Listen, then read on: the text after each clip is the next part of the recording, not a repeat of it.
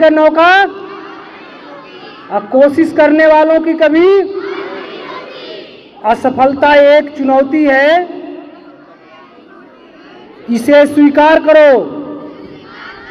और क्या कमी रह गई देखो और सुधार करो। जब तक न सफल हो तुम, नींद चैन को त्यागो और संघर्ष का मैदान छोड़कर कभी मत भागो। अब कुछ किए बिना ही जय जयकार नहीं होती, अब कोशिश करने वालों की कभी शाबाश। हम शुक्रगुजार हैं इस स्कूल के डायरेक्टर सर का, प्रबंधक सर का, प्रधानाचार्य सर का और हमारे सभी शिक्षक बंधुओं का, जो मुझे अवसर प्रदान किया गया कि आप लोगों के बीच में मैं अपनी बात रख सकूं।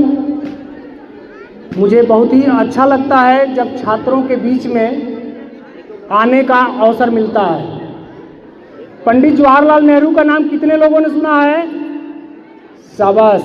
उनको बोला जाता था चाचा नेहरू। क्या बोला जाता था? क्यों बोला जाता था चाचा नेहरू उनको?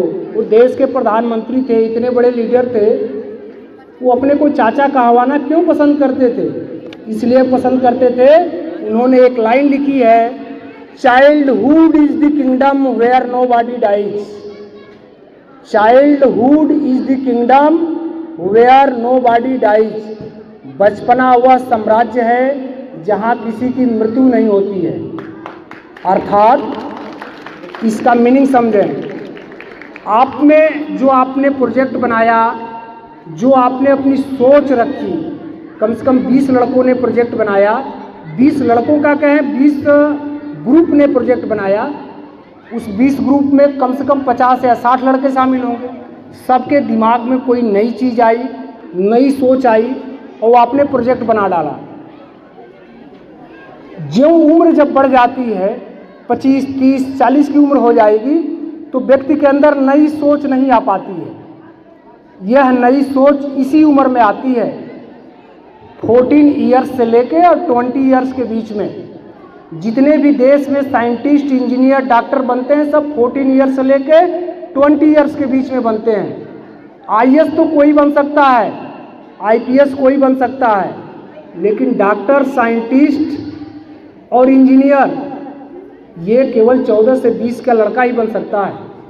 आईएएस, आईपीएस आप पढ़ के 5 साल, 10 साल, 15 साल याद करके बन सकते हैं, लेकिन डॉक्टर, इंजीनियर और साइंटिस्ट आप याद करके, रट करके नहीं बन सकते हैं। आपकी नई सोच और आपकी कैपेबिलिटी, आपकी आईक्यू, आपकी हार्डवर्क यही लेके जाता है डॉक्टर बनाने में, इंजीनियर बनाने में, साइंटिस्ट बनाने में।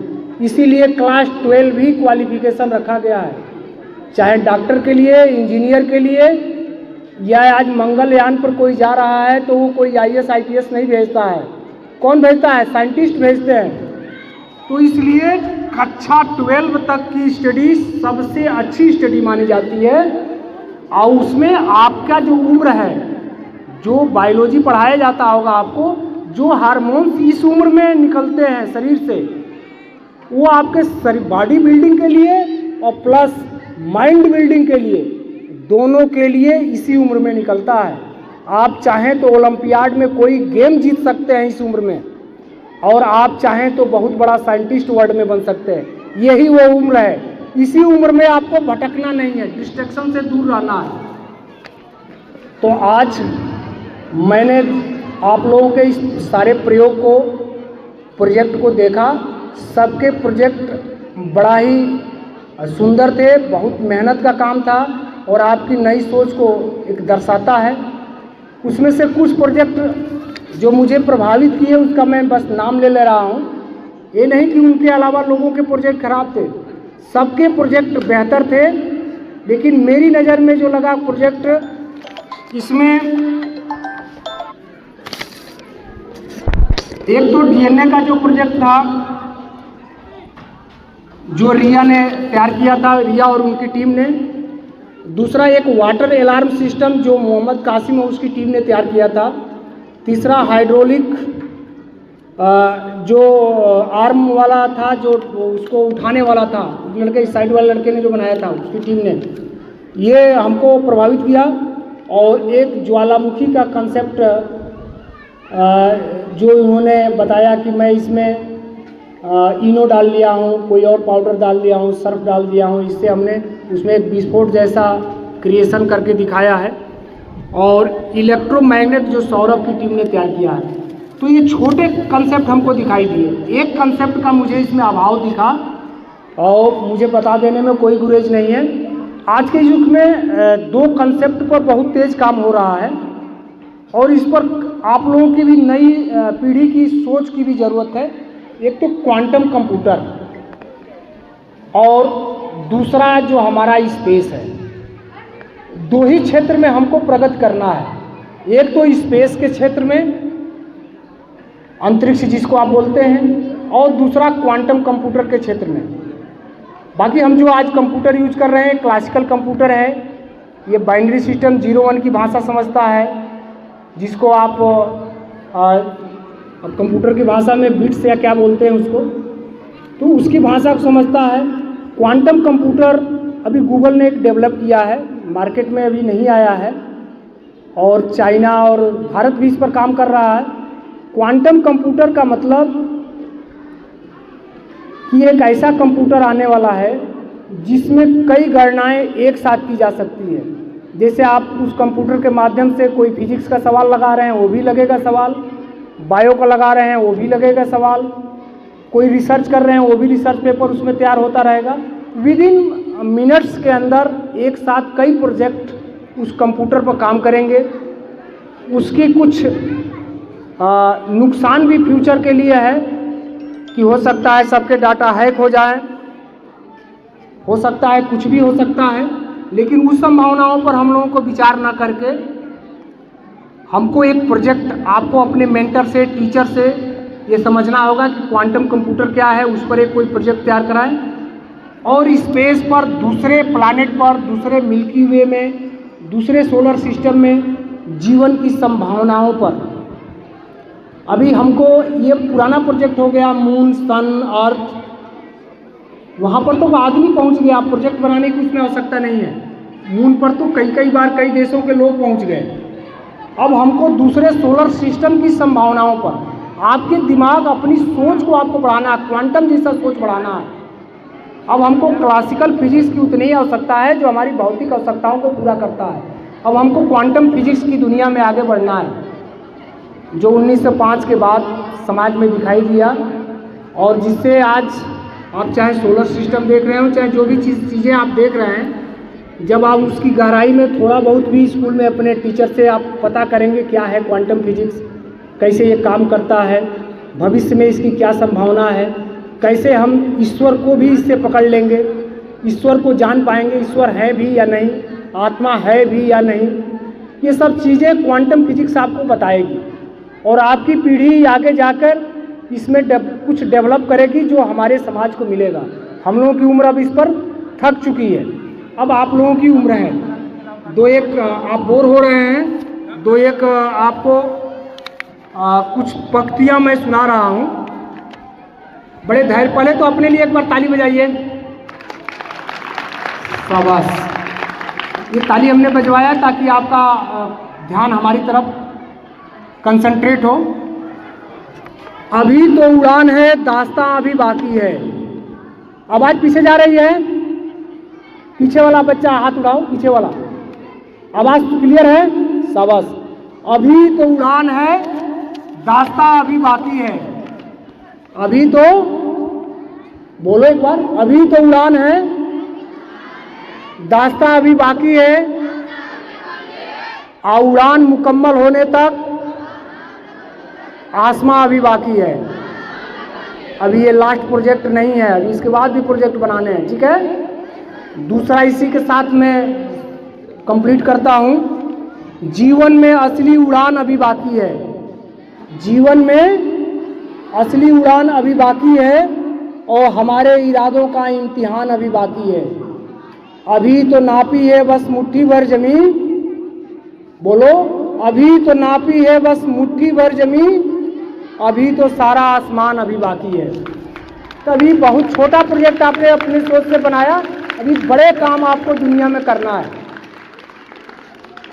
और इसके साथ साथ आप सभी लोगों को ढेर सारी बधाई है, जिस टीचर ने भी, जिस मेंटर ने भी मिलकर आपके इस प्रोजेक्ट को तैयार कराया होगा, इस सोच को डेवलप किया होगा।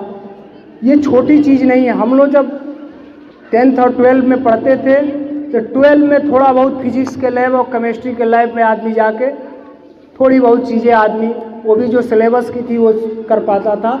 फ्री माइंडेड इस तरह से हम लोगों को प्रोजेक्ट कराने का ना स्कूल ने मौका दिया और ना हम लोगों के सोच ही ऐसी थी। आप लोगों के सामने ये अपॉर्चुनिटी है कि स्कूल आपको ऐसा मौका प्रदान कर रहा है, समय दे रहा है, मिलकर आपके साथ प्रोजेक्ट तैयार कर रहा है। तो ये इसको बिल्कुल छोटा आपको अपने प्रोजेक्ट को नहीं आंकना है। प्रोजेक्ट होता है और प्रोजेक्ट आपने तैयार किया, आप निश्चित रूप से फ्यूचर में कुछ न कुछ करेंगे। मैं थोड़ा सा साइबर अवेयरनेस पर 2 मिनट अपनी बात रखूंगा, क्योंकि जिस तरह से हमने बताया कि 2 चीज़ें महत्वपूर्ण हैं, एक तो क्वांटम फिजिक्स जिसके तहत क्वांटम कंप्यूटर आ रहा है, और दूसरा स्पेस की स्टडी।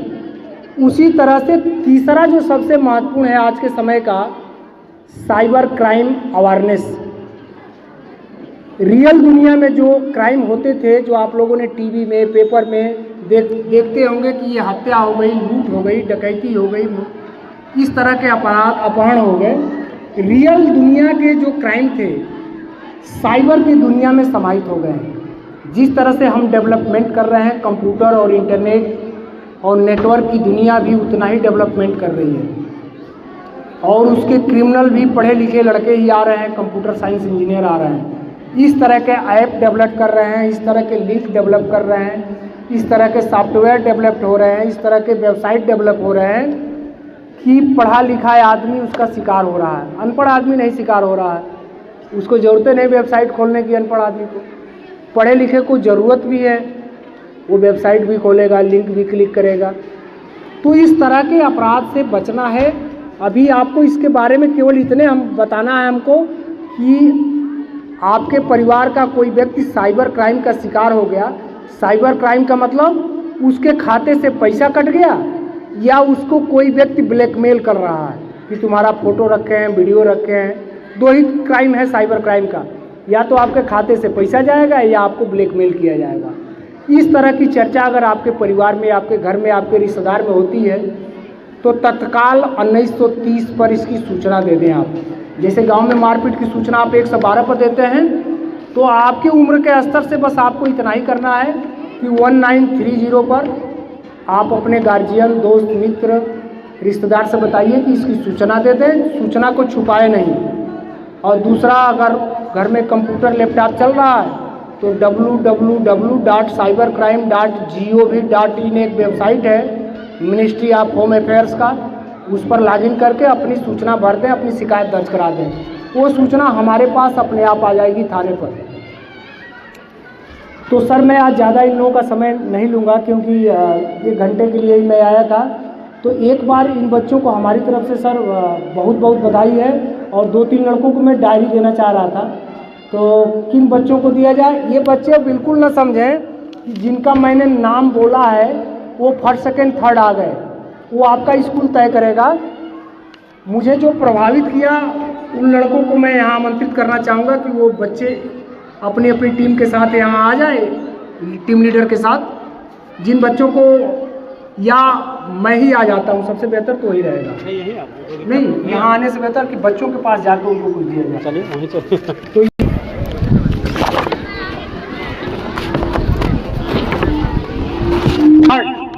फर्स्ट, सेकंड, थर्ड नहीं है, ये मुझे प्रभावित किया इसलिए मैं उन बच्चों को दे रहा हूँ। First, second, third school decide करेगा, क्योंकि मैं इसमें उतना पारंगत नहीं हूँ जितने आपके टीचर पारंगत हैं।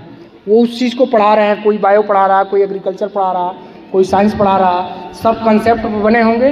वो आपके टीचर्स डिसाइड करेंगे कौन बच्चे फर्स्ट, सेकंड, थर्ड, फोर्थ हैं। मैं उसको डिसाइड नहीं कर रहा हूँ, मुझे जो अच्छा लगा उसको मैं ये सौरभ इलेक्ट्रोमैग्नेटिक वाला कौन आप हो साबस। एक हमारी तरफ से ये डायरी है, ये डायरी सांकेतिक है, आपको बहुत बड़ा कोई इनाम नहीं है। आपको ही करना है इसमें ये है कि कोई भी प्रोजेक्ट से संबंधित चीज़ें थाट आपको 1 साल तक लिखना है। इस डायरी में क्या लिखना है? अपने विचार। अपने विचार का मतलब साइंस से रिलेटेड जो भी आपके दिमाग में आ रहा है, रोज़ 2 लाइन लिखिए, 4 लाइन लिखिए, 1 पेज लिखिए, पर डे लिखिए। 1 साल के बाद कुछ बड़ा होगा, ठीक है ना। पर डे लिखना है। अपने सिलेबस कंप्लीट करने के बाद 15 मिनट अपने थाट के लिए निकालना है रोज़ सोते समय।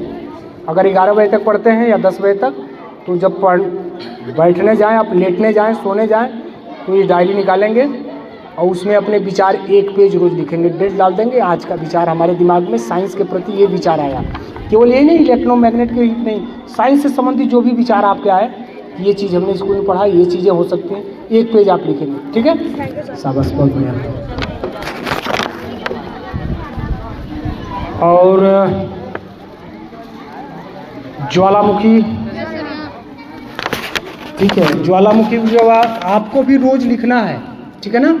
डायरी दे दो आप, रोज़ आपको लिखना है। हाँ, तो आप 1 पेज जैसे उनको समझाया हमने ना, वैसे ही साइंस पर ही एक पेज रोज़ लिखना है आपको। 1 साल के बाद मैं चेक करूँगा, यही आऊँगा कि आपने क्या विचार लिखा, ठीक है।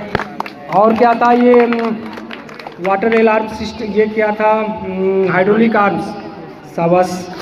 तो इनको हाइड्रोलिक आर्म को हमारी तरफ से एक पेन भेंट है। आप एक अपनी डायरी पर लिखिएगा। लिखना हर आदमी को डायरी पर है। एक डायरी आपके जीवन का होगा जिसमें रोज़ सोते समय, पढ़ाई के बाद 15 मिनट अपने लिए निकालिए, अपनी सोच को उस डायरी में लिखना है, साइंस संबंधी सोच को। शाबाश, बहुत बढ़िया। और किसका था भाई? Water alarm system, water alarm system, शाबाश। एक जो है कलम है ला, एक वाटर अलार्म सिस्टम आप लीजिए, आप भी डायरी में लिखिएगा, ठीक है। और एक आप मेरी तरफ से मेरा कलम ले लो आप, ठीक है ना।